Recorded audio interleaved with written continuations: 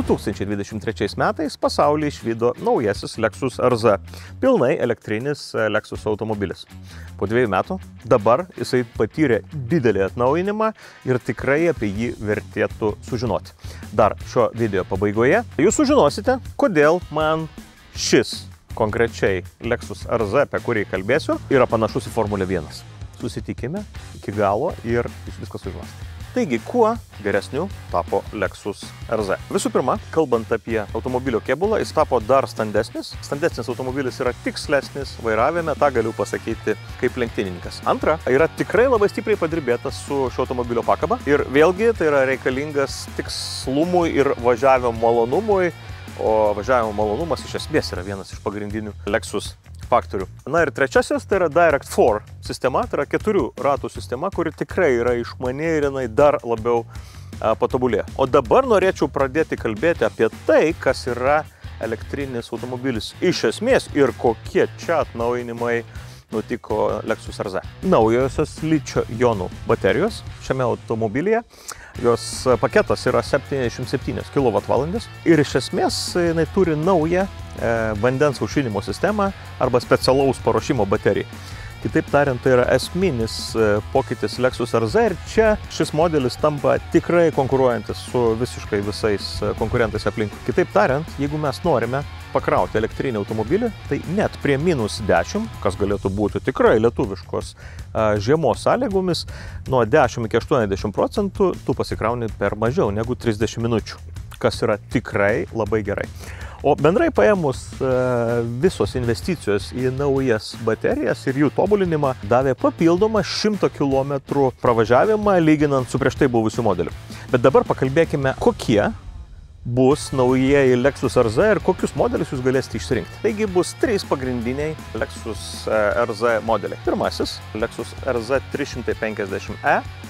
Ir tai yra modelis, kurį rinksis turbūt labiausiai pinigų vertę suprantantis žmonės. Kitaip tariant, toks Lexusas bus priekiniais varomais ratais.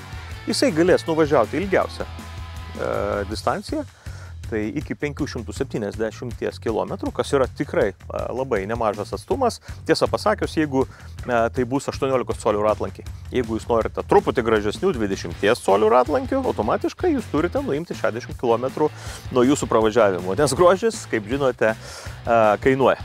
Ir toks automobilis turės 224 arklio galias. Ir iki 100 km galės įsibėgėti per 7,5 sekundės. Jeigu jūs norite galios ir dar daugiau stiliaus, tai Lexus RZ 500e yra modelis jums.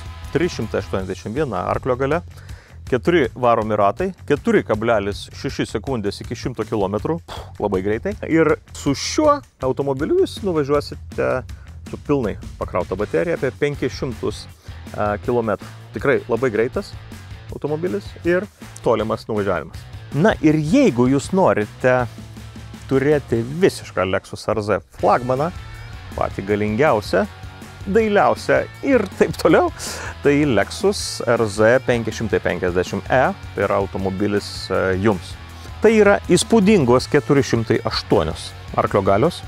Tai yra 4,4 sekundės iki 100 km, tai yra 450 km nuvažiuojimo atstumo ir tai yra F Sport versija, kas yra pats sportiškiausias Lexus automobilis. Sveiki atvykę į Lexus RZ vidų. Ir čia, prieš pradedant važiuoti ir pasakoti apie jį, aš vis dar noriu pasidžiaugti jo stogu, permatomų stogų.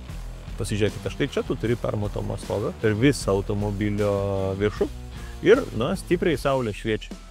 Paspaudė vieną mygtuką ir stogas užtemsta. Ir ką aš pastebėjau, kad realiai mes galime imti ir žiūrėti saulės užtemimus tuo metu, kai jie vyksta, nes šis reikalas veikia dujų pagalba. Ir labai gerai, nes tikrai tu negauni saulės ir net karščio iš viršaus. Nu, dabar važiuokim. Atsimenat, aš kalbėjau apie, šis Lexusas panašus į Formulę 1. Šio modelio flagmane, Lexus RZ Sport 550e, yra specialus vairas, kuris yra tokios formos kaip Formulės 1. Jis nėra apvalus ir ši sistema vadinasi Steer by Wire. Teisybės dėlei reikia pasakyti, kad Fly by Wire sukurta ir pirmą kartą masinėje produkcijoje buvo padaryta Airbuso, kuris yra lėktuvų gamintojas, vienas didžiųjų lėktuvų gamintojų, ir jie naudoja šią sistemą iki šiol. Kitaip tariant, tarp vairo ir automobilio ratų nėra jokios mechaninės jungties. Tai yra saugia elektronikos kontroliuojama sistema, kuri pilnai intuityvi, adaptyvi ir iš esmės žymiai geriau veikia, negu tai būtų mechaniškai sujungtos detalės. Vairas sukasi 200 laipsnių, tai yra tikrai labai nedaug, nuo pilnai vienos pusės iki kitos pusės, ir kaip ir minėjau anksčiau, jis yra adaptyvus prie didelio greičio ir prie labai mažo greičio, jisai veikia visiškai skirtingai, tai makaluoti rankomis nereikia. Važiuojant viduje su elektriniu automobiliu, aišku, kad tu gali pajausti labai gerą jausmą, nes iš esmės tai yra labai tylus automobilis.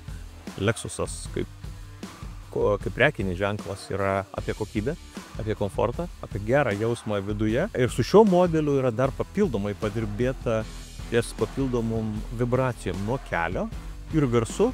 Tai tiek aš, tiek mano kolegos, kurie yra išbandę daugybę įvairiausių automobilių, sako, kad jisai tikrai yra be galo tylus lyginant su kitais automobiliais. Ir aišku, važiuojant 550e F-Sport, kuris 4,4 sekundės iki 100, tai yra kažkokia tikrai nesąmonė. Paspaudė akceleratorių ir automobilis tiesiog iššauna kaip raketa. Tai toks yra elektrinio automobilio privalumas, nes skirtingai negu vidaus degimo variklis, elektrinis variklis veikia visiškai visada. Pabaigai noriu pasakyti, kad atnaujintas Lexus RZ 350e, 500e ar 550e F-Sport jūs galėsite įsigyti nuo ateinančių metų pavasario. Verta.